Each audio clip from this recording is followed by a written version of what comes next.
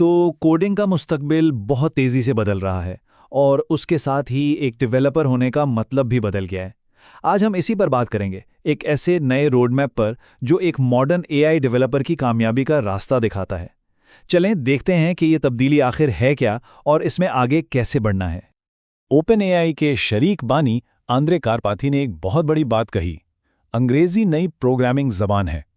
अब ये सिर्फ एक जुमला नहीं है, बल्कि ये सॉफ्टवेयर डेवलपमेंट में एक बहुत बड़ी तब्दीली का इशारा है। इसका मतलब ये है कि अब जबरदस्त सॉफ्टवेयर बनाने की ताकत सिर्फ उन लोगों के पास नहीं रही जो कोडिंग जानते हैं। अब तो अल्फाज यानी हमारी जबान ही सबसे बड़ा टूल बन सकते हैं।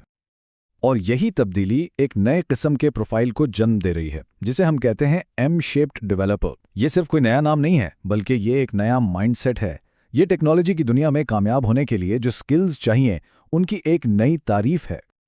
अच्छा, तो ये एम शेप्ड डेवलपर है कौन?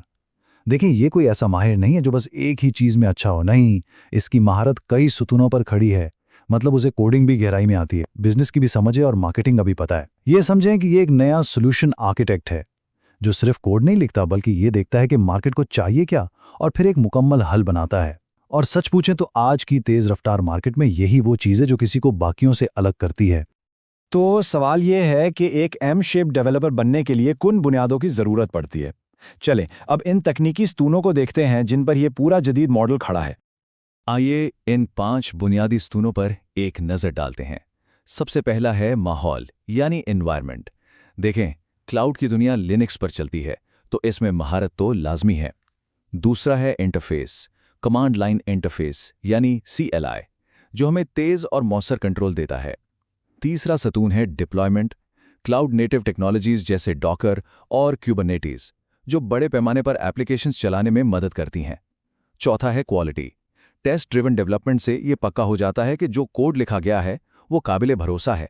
और पांचवा है प्लानिंग, स्पेक ड्रिवन डेवलपमेंट के जरिए प्रोजेक्ट के मकासद शुरू से ही बिल्कुल साफ और वाज़ेह होते हैं।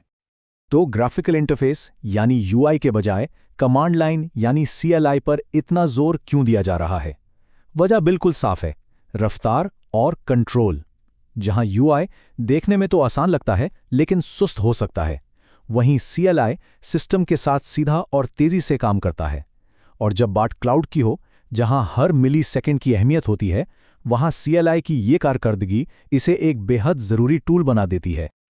इन तकनीकी बुनियादों को समझने के बाद अब हम इस एक महारत की तरफ आते हैं जो आज के AI डेवलपर को वाकई बाकियों से अलग करती है। ये वो नई कोर स्किल है जो सब कुछ बदल रही है। और वो नई बुनियादी महारत है प्रॉम्प्ट और कॉन्टेक्स्ट इंजीनियरिंग में महारत। ये AI के साथ बात करने का फन भी है और साइंस भी।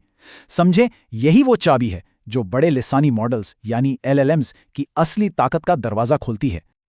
लेकिन ये प्रॉम्प्ट इंजीनियरिंग और कॉन्टेक्स्ट इंजीनियरिंग, इनमें असल फर्क क्या है? अक्सर लोग इनको एक ही समझ लेते हैं। चलें इन दोनों को अलग अलग करके समझते हैं ताकि इनका किरदार बिल्कुल वाज़ेह हो जाए। फर्क बहुत सादा सा है। प्रॉम्प्ट इंजीनियरिंग है पूछने का फन, मतलब AI को ये बताना कि क्या करना है और किस फॉर्मेट में करना है।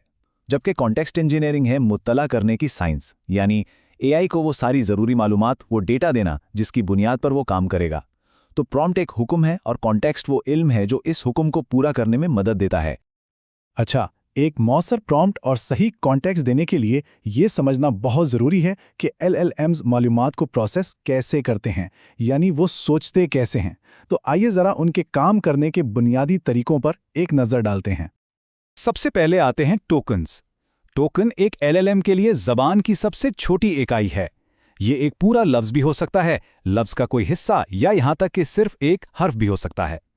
AI मॉडल असल में अगले टोकन की पेशगोई करके ही जवाब बनाते हैं। इसलिए टोकन्स को समझना बहुत ज़रूरी है ये जानने के लिए कि AI जवाब कैसे बनाता है। इसके बाद आती है कॉन्टेक्स्ट विंडो। इसको AI की शॉर्ट टर्म मेमोरी यानी कलील मुद्दती याददाश्त समझ लें। ये टोकन्स की वो ज़्यादा से ज़्यादा तादाद है जिसे एक LLM एक ही वक्त में हैंडल कर सकता है, और इसमें हमारा इनपुट और AI का आउटपुट दोनों शामिल हैं।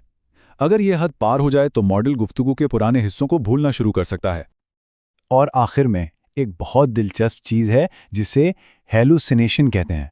ये तब होता है जब AI को किसी सवाल का जवाब मालूम नहीं होता और डेटा की कमी की वजह से वो बज़ाहिर ठीक लगने वाली लेकिन असल में गलत मालूमात खुद से घड़ लेता है। इससे बचने का एक बहुत अच्छा तरीका यह है कि एआई से पूछा जाए कि वो ये मालूमात कहाँ से लाया है, यानी उसके ज़राए क्या हैं। इससे वो ज़्यादा दुरुस्त जवाब देने पर मजबूर हो जाता है। तो अब तक हमने जो भी बातें की हैं, इन सब टुकड़ों को जोड़कर एक मुकम्मल तस्वीर बनाते हैं। एक जदीद एम शेप्ड एआई डेवलपर बनने का अमली रोड मैप आखिर है क्या? आइए इसे स्टेप बाय स्टेप देखते हैं। ये रास्ता 4 मरहलों पर मुश्तमिल है। पहला, लिनक्स, CLI और क्लाउड के साथ अपनी तकनीकी बुनियाद को मजबूत बनाएं। दूसरा, प्रॉम्प्ट और कॉन्टेक्स्ट इंजीनियरिंग का फन और साइंस दोनों सीखें। तीसरा, LLMs के अंदरूनी मैकेनिक्स जैसे टोकन्स और कॉन्टेक्स्ट विंडो को अच्छी तरह समझें। और चौथा, इन तमाम महारतों को इकट्ठा करके AI की मदद से हकीकी दुनिया के मसाइल हल करें और नई चीजें बनाएं। हम इस तज्जिए को एक बहुत ताकतवर सवाल के साथ ख़त्म करते हैं। अब सॉफ्टवेयर बनाने की ताकत सिर्फ कोड लिखने वालों तक महदूद नहीं रही। ये ताकत अब अल्फाज में है, ख्यालात में है।